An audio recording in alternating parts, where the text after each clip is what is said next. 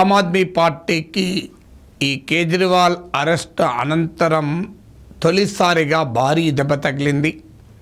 కేజ్రీవాల్ క్యాబినెట్లో మంత్రి రాజ్ కుమార్ ఆనంద్ మంత్రివర్గానికి అలాగే ఆమ్ ఆద్మీ పార్టీకి రాజీనామా చేశారు. క్యాబినెట్ మంత్రులు ఇప్పటికే మనీష్ సిసోడియా, సత్యేంద్ర జైల్లో ఉన్నారు. మనీష్ సిసోడియా ఉప ముఖ్యమంత్రి. వారు జైల్లో ఉన్నందున ఆ తర్వాత వారు రాజీనామా చేశారు. వారి స్థానంలో అతీషి, సౌరభ్ భరద్వాజ్ని కేజ్రీవాల్ క్యాబినెట్లోకి తీసుకున్నారు. ఇప్పుడు కేజ్రీవాల్ అరెస్ట్ అయ్యారు, ఒక మంత్రి రాజీనామా చేశారు.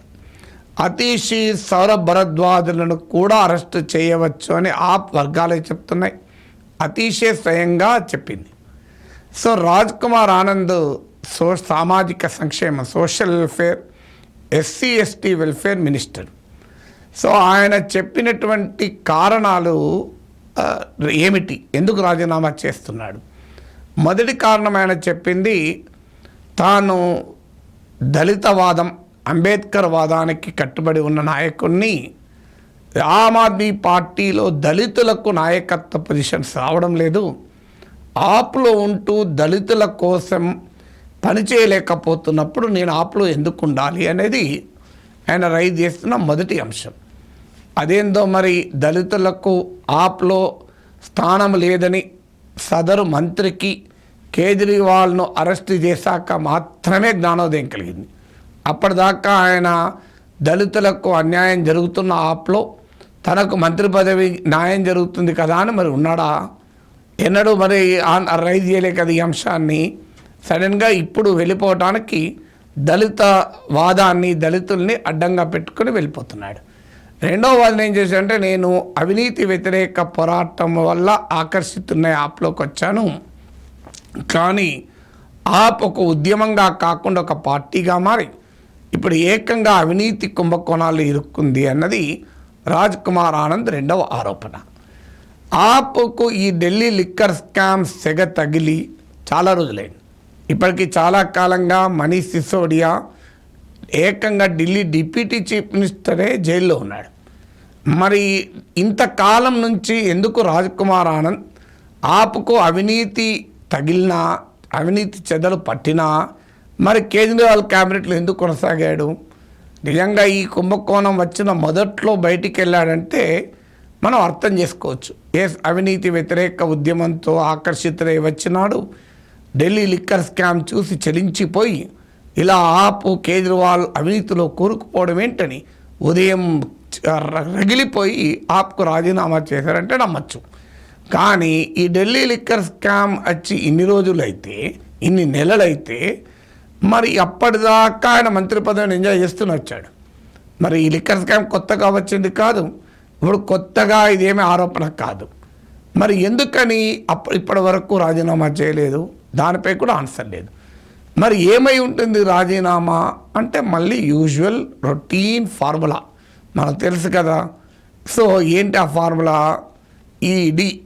ఈడీ రావడము, ఒక రాజకీయ పార్టీ నాయకుడు ఆ పార్టీని వదిలి వాషింగ్ మిషన్లోకి వెళ్ళిపోవడం. సో ఇక వాషింగ్ మిషన్లోకి వెళ్ళిపోవడం జరగలే, కానీ ఈడీ తగిలింది, వెంటనే ఆప్కు రాజీనామా చేశాడు.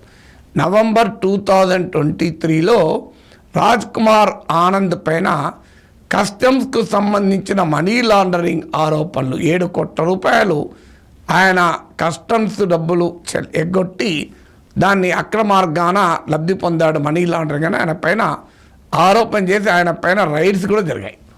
సో ఈడీ రైడ్ జరిగిన తర్వాత ఎక్కడ వెళ్తాడో మనకు తెలుసు. ఇది ఒక్కరు కాదు, ఇద్దరు కాదు, చాలామంది ఇట్లా తేలారు.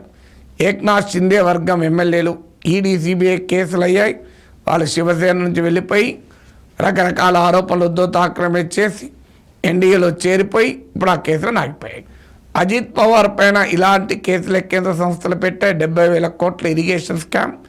అజిత్ పవార్ ఎన్సీపీని చీల్చి ఎన్డీఏలో చేరాడు, ఆయన పైన కేసు ఆగిపోయింది. హేమంత్ బిశ్వా శర్మ కాంగ్రెస్లో ఉండగా ఆయన పైన శారదా చిట్ ఫండ్ స్కామ్లో, కుంభకోణంలో కేంద్ర సంస్థలు కేసులు పెట్టాయి. ఆయన బీజేపీలో చేరాడు, ముఖ్యమంత్రి అయిపోయాడు, ఆయన పైన కేసులు ఆగిపోయాయి. ఇలా చాలామంది ప్రక్రియ, ఇది సేమ్ యూజువల్ ప్యాటర్న్. ఇక్కడ కూడా మళ్ళీ అదే ప్యాటర్న్. రాజ్ కుమార్ ఆనంద్ పైన ఈడీ కేసులలో అప్రూవర్గా మారితే వారికి మిత్రపక్షాల తరఫున అభ్యర్థి కావడం, ఈడీ కేసులో అప్రూవర్గా మారి కేజ్రీవాల్ పేరు చెప్పి 55 కోట్ల ఎలక్టోరల్ బాండ్స్ ఇస్తే అతను బెయిల్ పైన బయటికి రావడం. సో ఈ ప్యాటర్న్ అంతా చూస్తున్నాం, ఒకటే ప్యాటర్న్. సో రాజ్ కుమార్ ఆనంద్ విషయంలో కూడా మళ్ళీ అదే ప్యాటర్న్. ఈడీ కేసు, ఆయన ఆప్ నుంచి వెళ్ళిపోవడం, కేజ్రీవాల్ పైన విమర్శలు చేయడం, రేపో మాపో వాషింగ్ మిషన్లో పడిపోతే ఆ కేసు అక్కడికి క్లోజ్ అయిపోతుంది. కస్టమ్స్లో ఏ తప్పులు లేవని బహుశా తేలిపోతుంది. సో ఈ ప్యాటర్న్లో భాగంగా ఆప్ మొదటి మంత్రి పడిపోయాడా అని ఇంకా చాలామందికి టార్గెట్ చేస్తున్నారని అంటున్నారు. చూడాలి ఎంతమందిని చేసి ఆప్ను అస్థిరం చేసి, ఆల్రెడీ శివసేన ఎన్సీపీలను చీల్చి అస్థిరపరిచారు. ఆమ్ ఆద్మీ పార్టీని కూడా అస్థిరపరిచేటువంటి ప్రక్రియ జరుగుతోంది. దానికి అవినీతి కుంభకోణాలు, ఈడీ కేసులు ఇవన్నీ ఆయుధాలుగా ఉపయోగించుకుంటున్నారు.